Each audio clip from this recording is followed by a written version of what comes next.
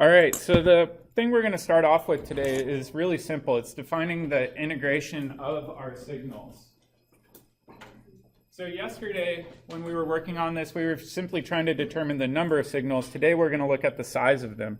So let's take a simple example. Let's say we've got ethanol. We looked at this molecule yesterday. How many proton signals would we expect for ethanol? How many unique sets do we have? 3. Okay, so we'd have 3 sets of 1H NMR signals. All right, so that's not too bad. Really, we know that these methyl group protons on the end are going to spin around, so that's unique. These 2 are going to be unique, and then the last one we have over here is unique. All right, so what I like to do, or what I recommend that students do, is make a table that looks like this. So in one side of the table, I'm going to put HX. And then on the other side, I'll start adding more columns. This first column will be integration. What does it mean in math when you say you're going to integrate something? Just generically.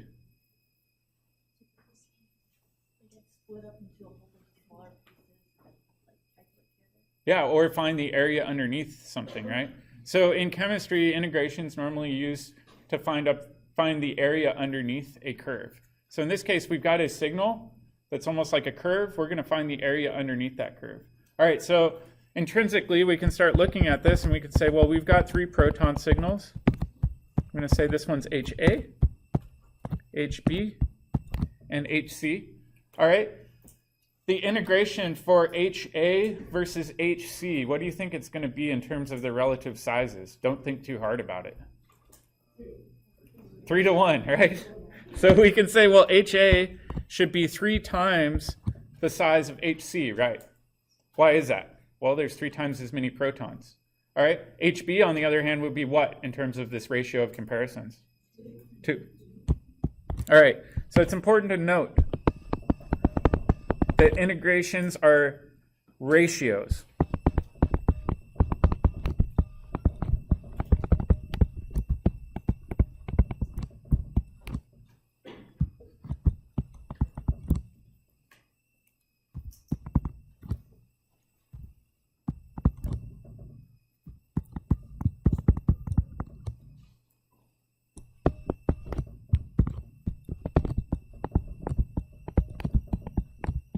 Not absolute values. So for example, it could be 300 to 200 to 100, the ratio still holds true. Or it could be 6 to 4 to 2, the ratio still holds true. So really when we're looking at integrations, it's really important to remember that it's a ratio that we're looking at, not an absolute value. All right, let's try another one.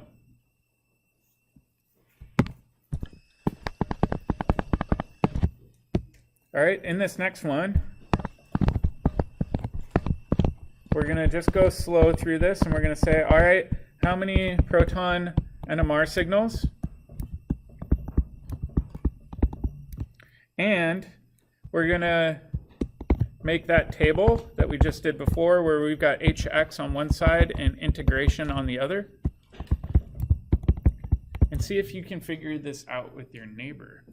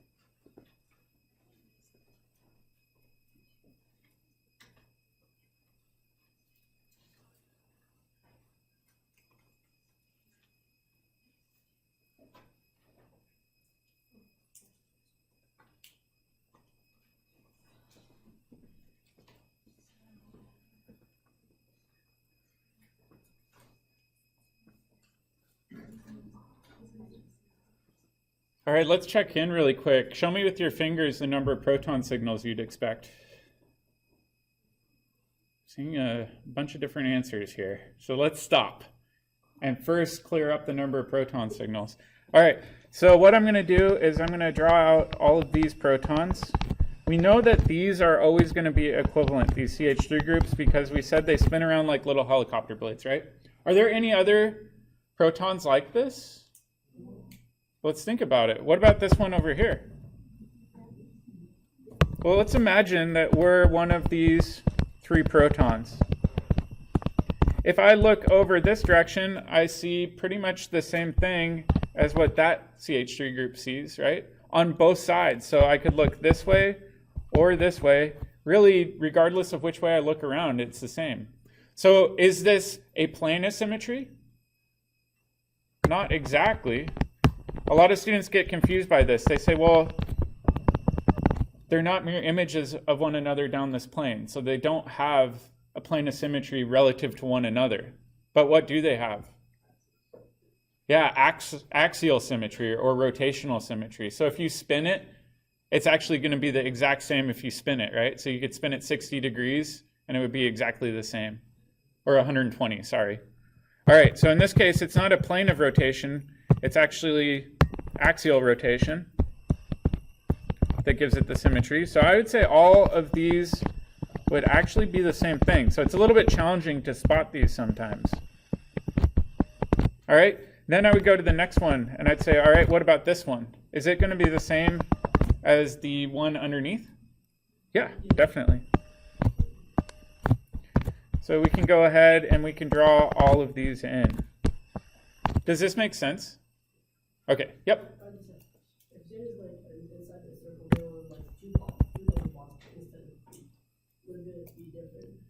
Yeah, so the question was, what if over here we didn't have that? Well, then we would break aromaticity and it would be completely different. That's a really good question. But for right now, we're dealing with an aromatic molecule. Like I said, oftentimes students, especially when doing NMR, like to draw it as a circle to avoid any confusion. So you're welcome to do that. All right, so we've got 2 types of protons. We've got our HAs and we've got our HBs. We only have 2 due to this rotational symmetry that we have. All right, if we do the integration for HA, how many protons make up that signal? 9, right?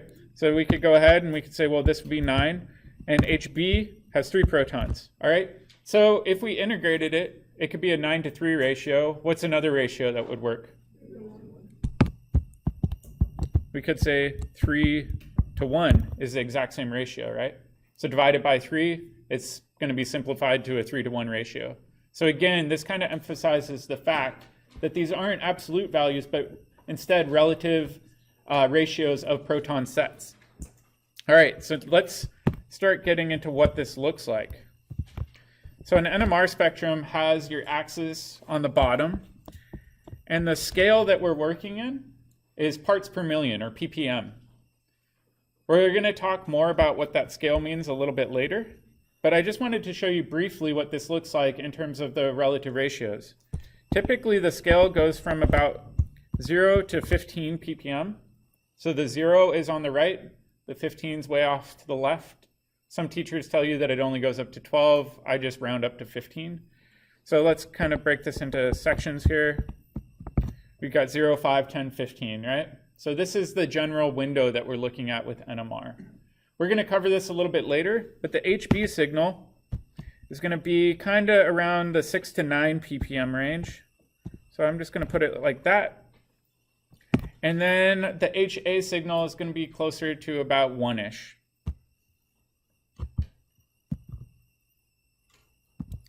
And so oftentimes what happens is you go to the NMR and you have the computer find the area underneath here, and then you have the computer find the area underneath here. And what you may notice is that this peak is 3 times bigger than the blue peak.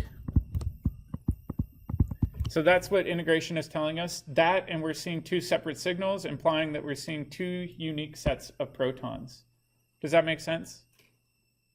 So at the most basic sense, we've gotten a lot of clues from NMR. The tricky thing is not every peak looks as simple as these peaks. Sometimes you run into situations where the peaks don't look like nice, clean, solid peaks that are one line. Instead, they split into multiple lines. So that's what we're going to talk about next. Yep? That's a good question. So the question was, do we have to know exactly where on the ppm scale it is? If you grab the NMR cheat sheet, let me pull it up here, or NMR study guide. I'll give this to you on exams for this quarter only. So we'll start practicing with this, but you can see over here, aromatic protons show up about 6 to 9 ppm. That's why I predicted that it would be there. So that's a really good clue. And then the other one, we saw a CH3 coming off of an aromatic group. I was actually kind of wrong. It should be between 2 and 3, so we would expect that peak to show up in that range. So it's really good to use this as an initial study tool. However, on the ACS exam, I'm not allowed to give this to you. It's kind of like IR though. Once you start learning where the various features tend to show up though, you can start making these solid educated guesses. Great question. All right, so now let's get into the next tricky part, determining signal shape. In that previous example, the signal shape was nice. We just had solid peaks, but it gets a lot more complicated. So let's jump into that. So nuclei can be spin up or spin down, and they can have what's called spin-spin coupling.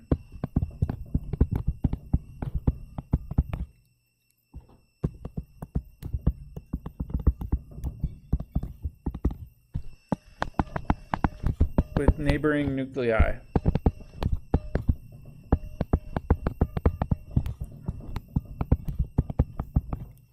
All right, so right now I'm sure this sounds like Greek. You're wondering what the heck spin-spin coupling is, but let's break it down. And to do that, I'm going to just do a simple example. I'm going to say, let's look at how one proton affects another.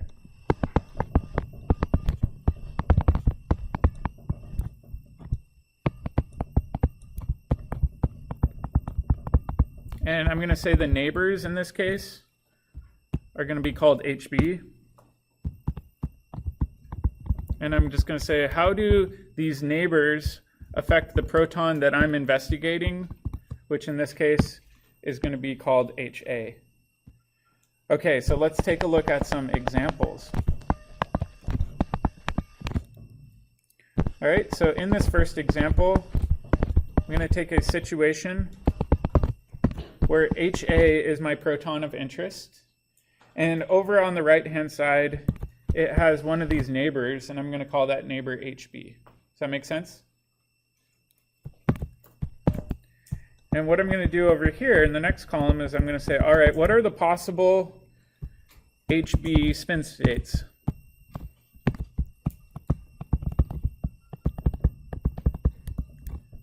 All right, well, in this case, it's pretty easy. If we have one HB, there's a 50-50 probability that HB will either be spin up or spin down, right?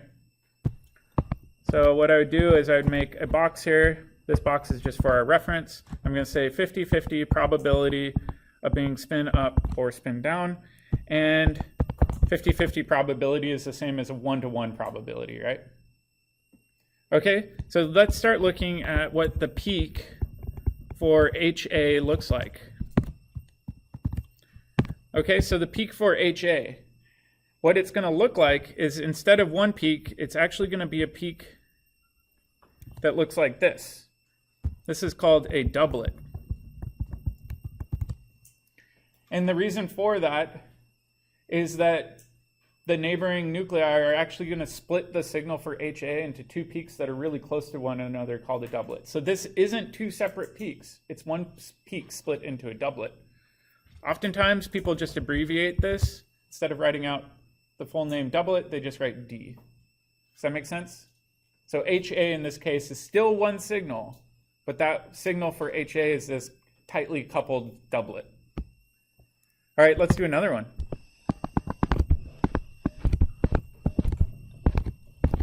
let's imagine that HA in this example has two neighboring protons, HB.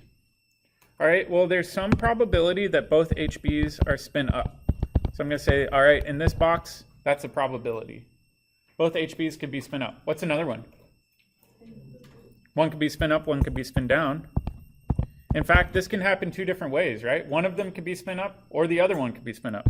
So I'm going to stack these because really the net effect for both of these is going to be the same, right? So it's kind of turning into a statistical game. Or we could say both of these could be spin down. All right, so if we look at the probable options here, there's a 1 to 2 to 1 probability of these combos occurring, right? All right, so what do you think this peak is going to look like? Triplet, right? And in this case, the triplet is going to have a tall middle peak that is roughly twice the size of the satellite peaks. And again, people oftentimes just abbreviate that as T. Make sense? Let's go on to another one. We'll just do one more.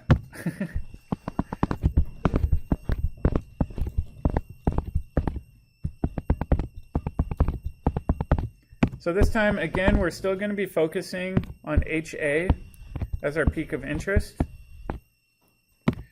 But this time we've got 3 neighboring HBs. Okay, so one probability is all 3 are spin up. Another probability is maybe 2 of the 3 are spin up, but the third is spin down, right? So I'd say, all right, up, up, down. That can be one of the options. Or it could be up, down, up. That's still net effect the same, right? What's another option? Down, up, up. Okay, so in this entire set, it was a net effect of 2 neighbors being spin up, 1 neighbor being spin down, right? But just different probability ratios.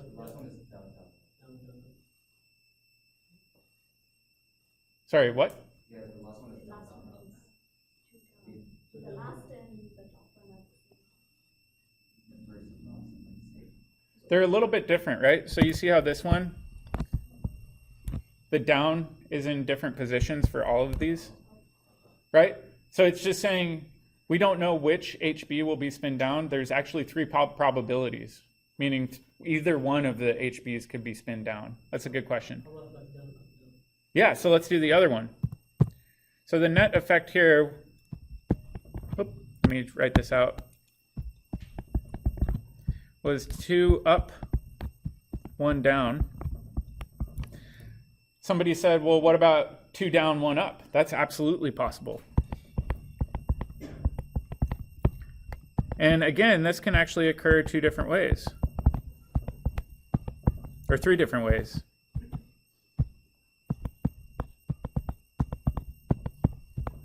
So again, these are kind of different, right? So in this one, the net effect for this grouping is going to be 2 down and 1 up. All right, what's another option? All down. And really, there's only one way we can do that. All right, so now we start looking at these statistical probabilities, and we say, all right, well, to me, this appears to be a 1 to 3 to 3 to 1 ratio. What do you think this peak might look like? It's going to have 4 groupings, right? The middle 2 are going to be 3 times as tall as the satellites on the outside. So what this peak will look like, it's going to be like this. This is a quartet. And it's going to be abbreviated as a Q. So if you want to, you can keep on going. What do you think happens if we have 5 neighboring HBs? Oh, you could. It doesn't have to be off the same carbon, right? What happens if you have 5 neighboring HBs? I'll show you the trick. So let's grab our NMR study guide. There's 2 pages on it. The back page talks about NMR splitting patterns, where it says, all right, over here we said we could have peaks that are nice and clean. This means that they don't have any neighbors, right? Over here, if they have one neighbor, we said, well, if it has one neighbor, it's actually going to be split into a doublet, 2 neighbors, triplet, 3 neighbors, quartet, 4 neighbors, quintet, 5 neighbors, be sextet. This is called the n+1 rule. Basically, you find the number of neighbors adjacent to the proton that you're investigating, add 1 to it, and that's going to be the signal shape that you should expect. If you want to do the math for this, go into it, but I'm not going to push that on an exam. I just want you to know what the signal shapes look like. Same with the ring system. Like it's going to be doing straight line. So like it is for that cyclohexane. Are we gonna do the same thing? So you're asking about ring systems and whether or not it'd be the same. Let's get into examples and we might cover that then. So let's go back really quick and just summarize, because this is confusing.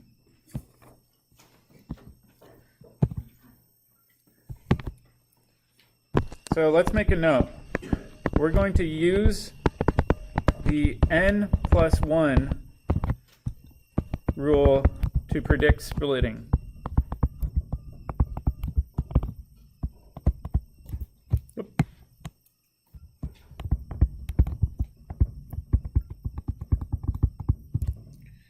So for example, whoops, sorry, that shouldn't have the closed parentheses. If we had 4 HBs, what would HA split as?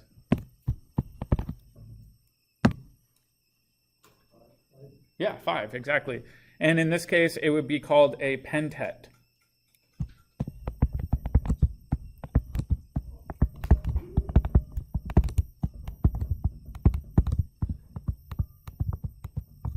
Does that make sense? All right, so that's a pretty simple rule to remember. All right, second rule is that HA will be split by neighbors that are either 2 or 3 bonds away. But not 4. 4 bonds away is simply too far for coupling to occur, at least using most modern NMRs. So the question is, well, what the heck do you mean by 2 or 3 bonds away? So let's go ahead and go back up to this situation. So for example, I'd say, well, HA, we've got 1, 2, 3 bonds between HA and HB. That means they are what I call 3 bond neighbors to one another, meaning there's 3 covalent bonds between those 2 sets. So they can only be split by neighbors that are 2 or 3 bonds away. That's really important to remember. All right. Next rule is that HA cannot be split by other HAs. Another way of saying this is that equivalent protons don't split one another.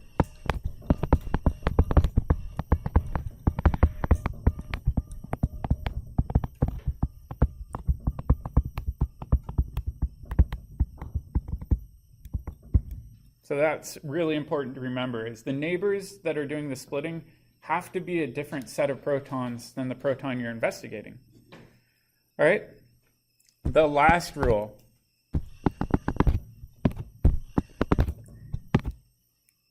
HA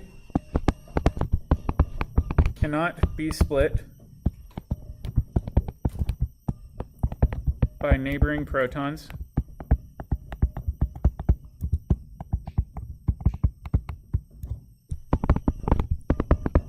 if you must go through a non-carbon atom to get there.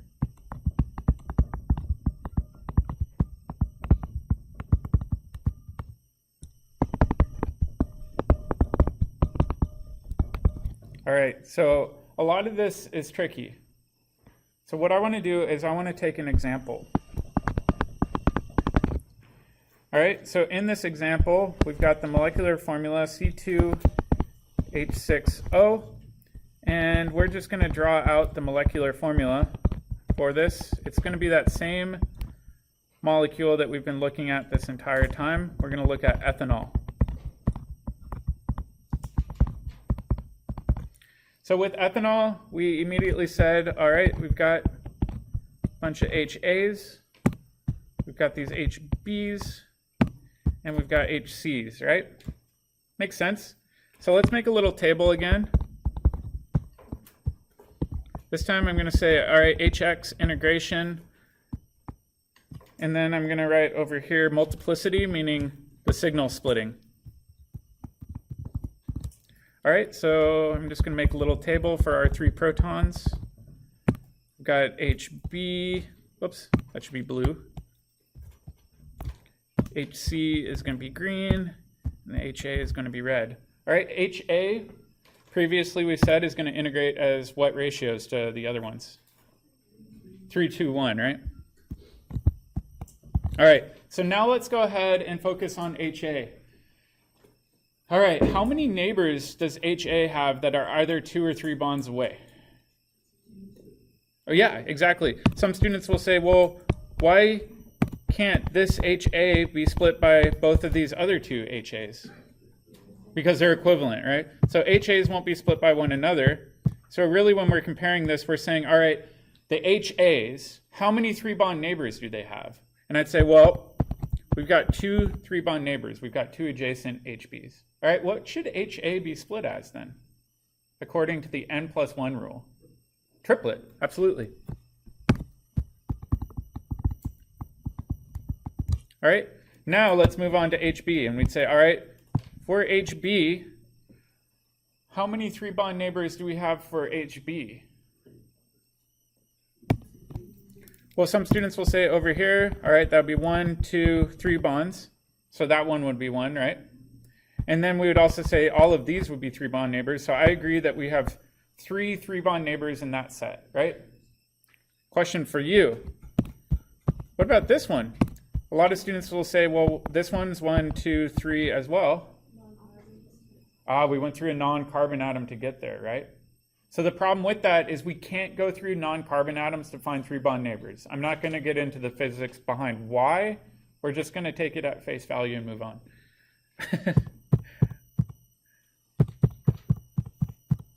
All right, so what would HB be split as, assuming that the only 3-bond neighbors that we can feel are that HA set?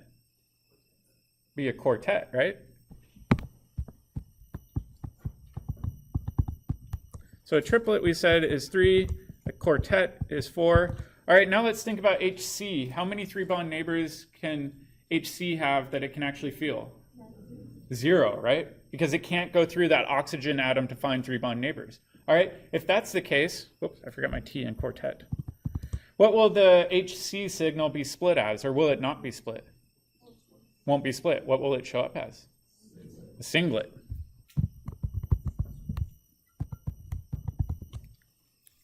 Meaning it'll just be a peak of 1. All right, so let's piece this all together using an NMR spectrum. Here's what the NMR spectrum looks like for ethanol. So let's try to figure this out. When I look at this, I would immediately say, all right, that's 1 set, that's 2 sets, and that's my 3rd set. Meaning we have 3 unique types of protons that are showing up in my spectrum. Make sense? All right, which set of protons do you think belong to this yellow circle here? Would it be HA, HB, or HC? Why HB? Well, let's zoom in, right? You see how there's 1, 2, 3, 4 peaks that make up this cluster? That's a quartet. Therefore, according to our table, if it's a quartet, this whole group must be that HB group. So now we've actually gained a lot more information. All right, let's do an easy one now. What do you think is the orange one? HC, right? It's the only one that is unsplit. So we can say, well, this must be HC down here. And then over here, we can say, well, this one, if we look at it, looks like that signal got split into 3, right? So it's a triplet. That implies that this must be HA. And don't forget, too, when we go in the NMR, and we look at this peak, the area underneath it to that peak, we said HB should be twice as big, right? So the area under the quartet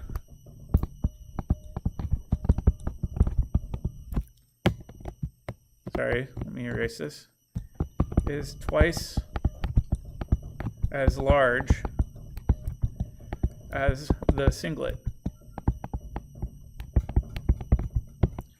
So not only can we look at the relative size of the peaks, but we can start looking at how they're split relative to one another. Does that make sense? All right, let's do it one more before we quit.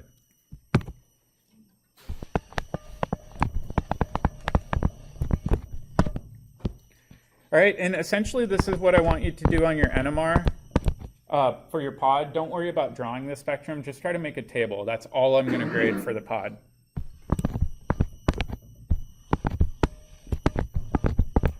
All right, so for our table, we want that HX, meaning how many unique protons. I want the integration, and I want the multiplicity. All right, so how many unique proton signals would we have here? Let's see if we can check with our neighbor, because this is not easy.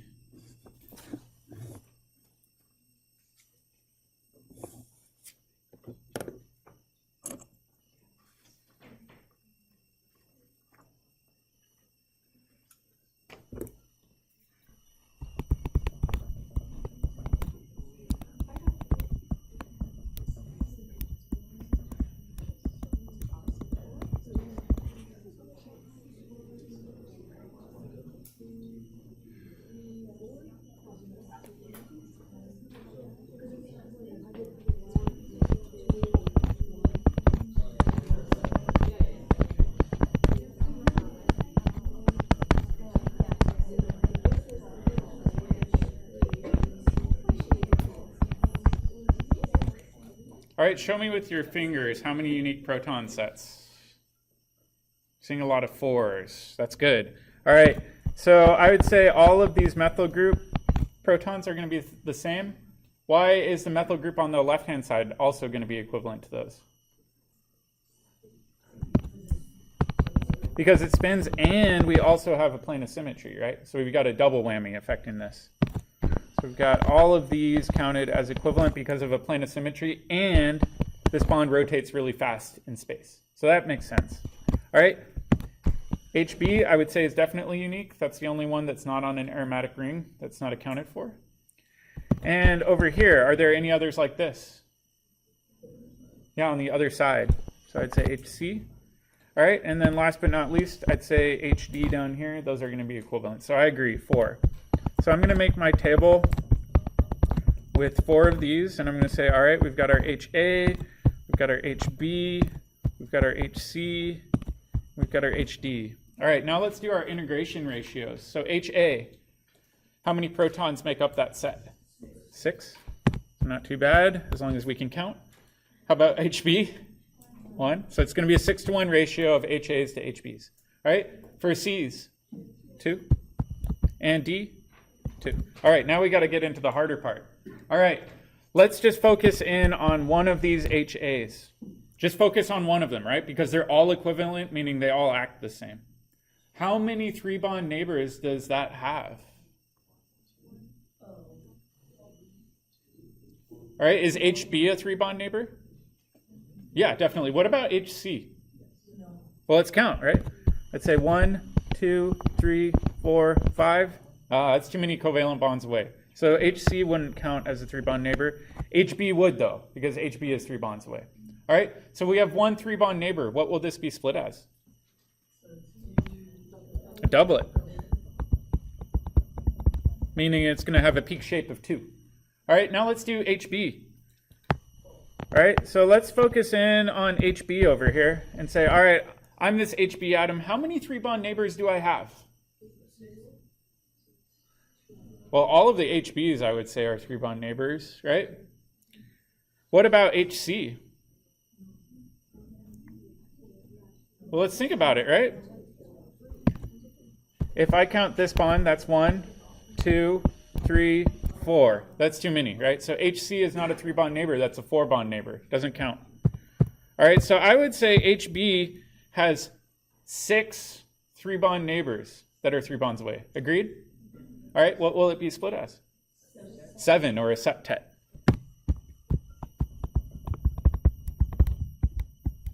All right, now let's go ahead and focus all the way over here on HC. Okay, so HC, we're just focusing on one of them. That HC that I've circled, how many 3-bond neighbors does it have? Which is its 3-bond neighbor? HD, absolutely. So if we go 1, 2, 3, that's a 3-bond neighbor. Why isn't HB a 3-bond neighbor?